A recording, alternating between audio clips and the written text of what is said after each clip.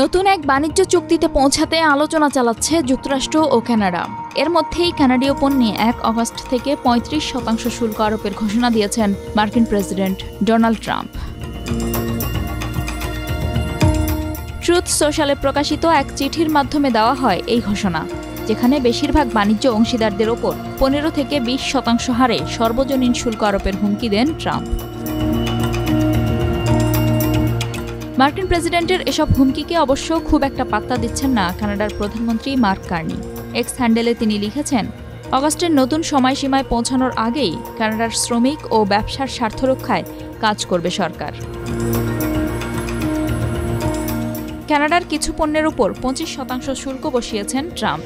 Still, aluminium এবং গাড়ির উপর শুল্কের কারণে ইতোমধ্যে বেশ ক্ষতির সম্মুখীন হয় কানাডা। তবে উত্তর আমেরিকা মুক্ত বাণিজ্য চুক্তির আওতাধীন প্রতিষ্ঠানগুলো ছাড় পেয়েছে এই শুল্ক থেকে। এদিকে নতুন শুল্ক কানাডা, যুক্তরাষ্ট্র, মেক্সিকো চুক্তির আওতাভুক্ত পণ্যে প্রযোজ্য কিনা তা এখনও স্পষ্ট নয়।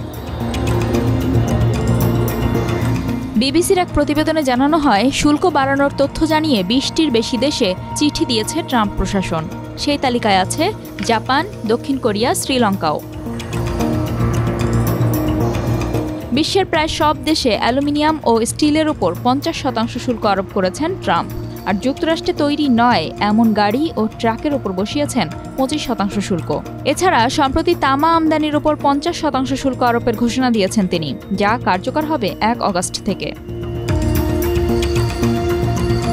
ট্রাম্প বলেন, আপনাদের জানা উচিত, যদি কানাডা বা অন্য কোনো দেশের কোম্পানি যুক্তরাষ্ট্রে পণ্য তৈরি করে তাহলে তাদের উপর কোনো শুল্ক বসানো হবে না। তিনি আরও বলেন, যুক্তরাষ্ট্রে মাদক প্রবেশ ঠেকাতে ব্যর্থ কানাডা। দুই দেশের মধ্যে বাণিজ্য ঘাটতিও রয়েছে। তা সত্ত্বেও যুক্তরাষ্ট্রের দুধ উৎপাদকদের ওপর শুল্ক আরোপ করেছে কানাডা। এসব কারণেই শুল্ক বাড়িয়েছি। এর প্রতিক্রিয়ায় এক্সে কানাডার প্রধানমন্ত্রী কার্নি লেখেন, ফেন্টানিলের অভিশাপ থেকে বাঁচতে গুরুত্বপূর্ণ অগ্রগতি অর্জন করেছে কানাডা। দুই দেশের মানুষের সুরক্ষায় কানাডা সরকার যুক্তরাষ্ট্রের সঙ্গে কাজ চালিয়ে যেতে প্রতিশ্রুতিবদ্ধ। যুক্তরাষ্ট্রের কাস্টমস অ্যান্ড বর্ডার পেট্রোলের তথ্য অনুযায়ী যুক্তরাষ্ট্রে পাচার মাত্র ০.২% মাদক কানাডা সীমান্তে জব্দ হয়। কিছুটা জব্দ হয় যুক্তরাষ্ট্র মেক্সিকো সীমান্তে।